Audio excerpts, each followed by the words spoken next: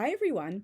Today I'm going to be doing a video based off of the blog post which I just published today because today, the 9th of May 2024 is the 10th book birthday of the first book which I ever published. I have a previous video in my playlist all about my own books. I believe the playlist is called Talking About This Book, and because I was so nervous on camera, I was still fairly new to making videos at that point. I uncharacteristically, embarrassingly, flubbed the recitation of the Shakespeare sonnet, which inspired the title. So I later went back and did a separate video of myself just, reciting that sonnet. And thankfully, I redeemed myself in that one. So let's just, start talking about it. Today, the 9th of May, 2024, makes 10 years since the release of my first published book, And Jakob Flew the Fiend Away.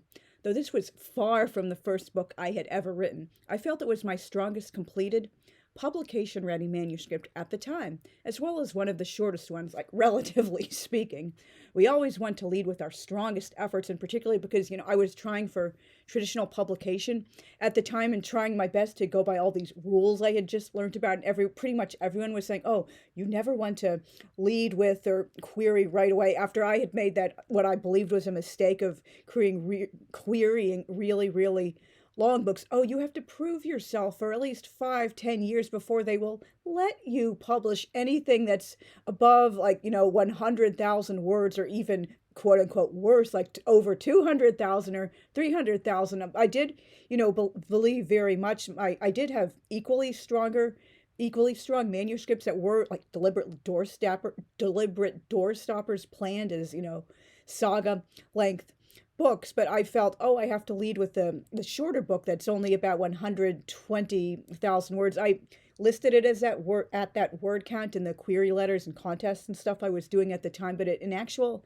fact, the first edition of this book was around, I think, 128,000. It went down to 125,000 a bit later, and that's just the main meat of the story. That's not counting the front and back matter. I've spoken so many times about how I wish I had done so many things differently while writing this book, feelings I maintain to this day. Part of that comes from how I was so new to deliberately writing towards publication and querying before I decided to go indie, which I did with that book and all of my succeeding books after that, and thus felt certain constraints compelling me to somewhat stifle the voice and style I naturally tend towards. I was way too much in my own head, unfortunately. As I explained in the story behind the story, which I also read, believe the entirety of in the separate video I did, with the backstory about this book and lots more details. Starting in 2006, I began writing a lot of long short stories / pieces of backstory about my Showa characters, both during and after the war, to be periodically inserted into my Atlantic City books, set at the same time. Originally, they were intended as fairly short pieces, serving as a sobering alternate trajectory to the fairly unburdened lives of these American teens who only think they have it difficult, until these characters ultimately linked up after the war.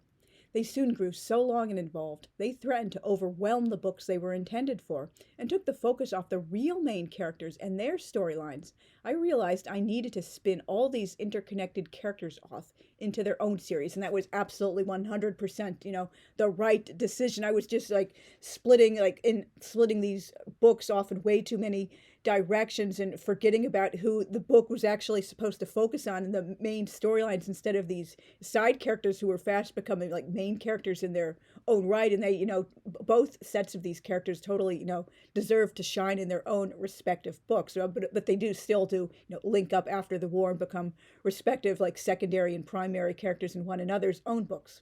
I started by expanding the story about Jakob, and later Raquel, into a full-length novel. Not only was it one of the fairly shorter ones, it was more straightforward due to its lack of an ensemble cast. How often do I write a book that's focused on just one, maybe two main characters? I almost always have large ensemble casts. It was easy to flesh out all the long passages summarizing events, and to fill in the many blanks.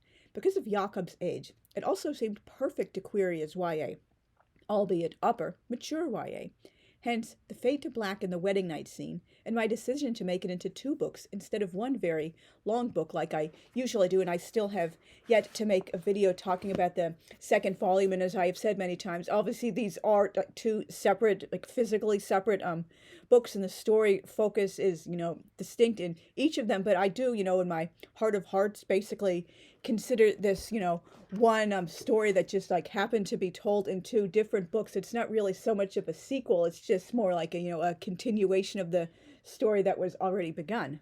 I initially intended it to be 1 book, as I just mentioned, but because I wanted to pursue traditional publication at the time and was cognizant it had reached the upper acceptable word count limit for historical and upper YA, more or less on 120,000 words, I felt it would be best if I created 2 volumes.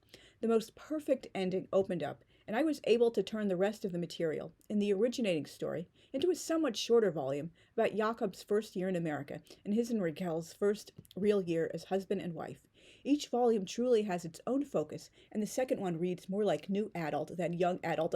At the time I was writing that book in 2012, I believe I wrote it complete, and then obviously I was querying it throughout 2012, 2013, and into 2014 until I finally decided it was probably around the beginning of that year, maybe very late 2013, to go indie. So I was basically going for traditional publication all of that time, and at that time new adult really was still a thing. It was a pretty big deal. I don't know, I would say a big deal, but it was definitely people were, agents and editors were hot about it. Oh, if you're writing new adult, query me. Oh, I love new adult. And there was an active new adult community online. On Twitter there was a weekly chat, and there was a new adult alley blog, I believe it was called. I think it's shut down or has a new name, or the last I heard it just wasn't very active anymore. And lots of writers I was friends with online were constantly writing and talking about new adult, and there were so many exciting contests and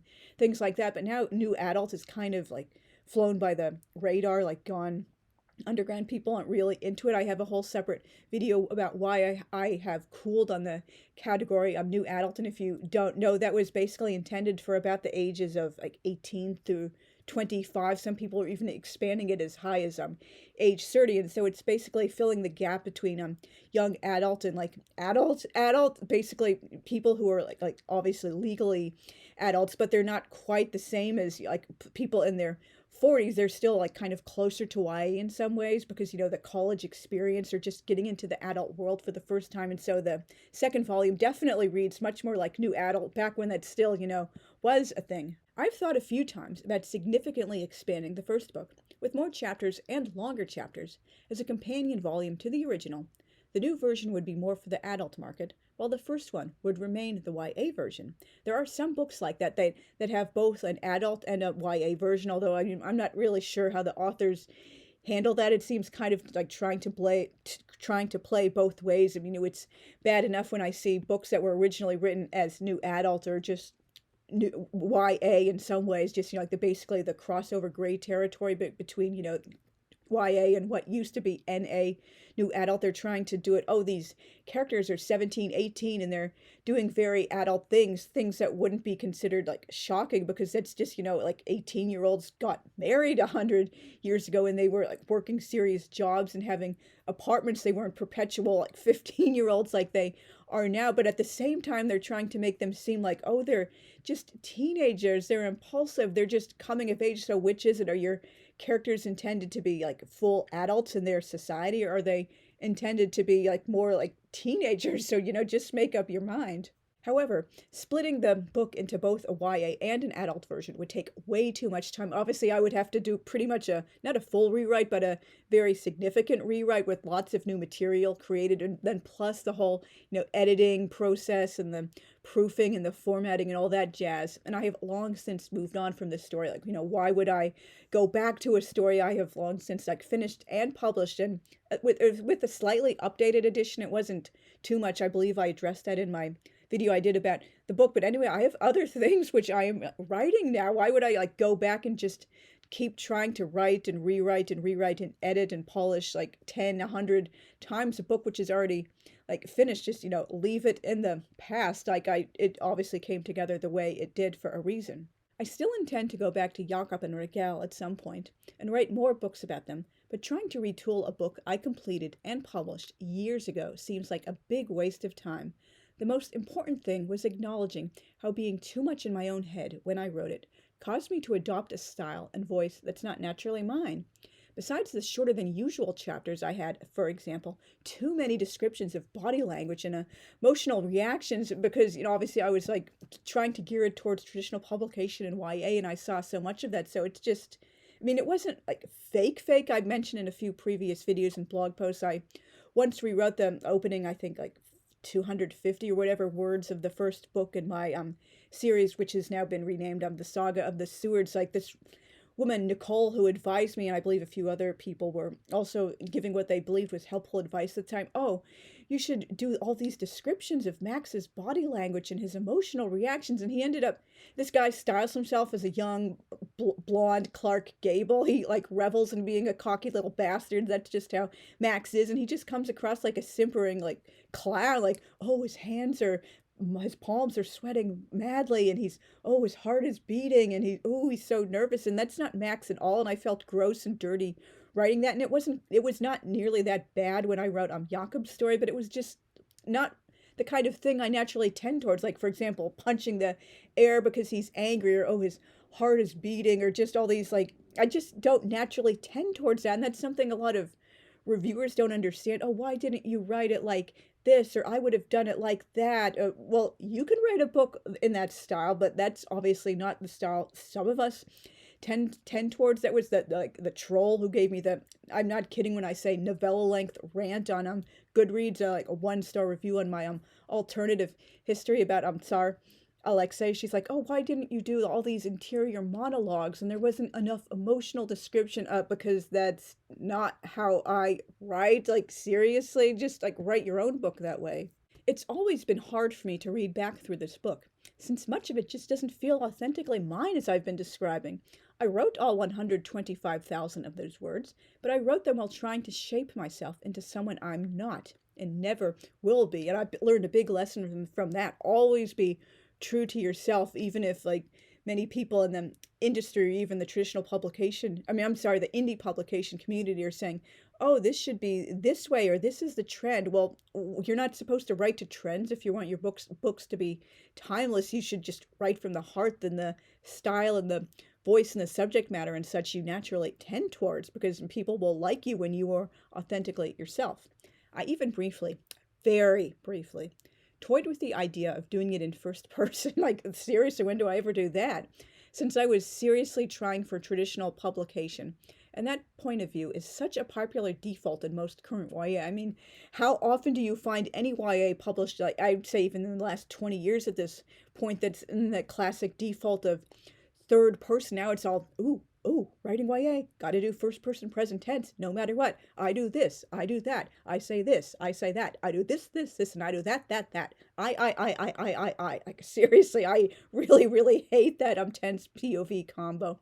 If I'd gone through with that, it would have felt even more inauthentic to who I am.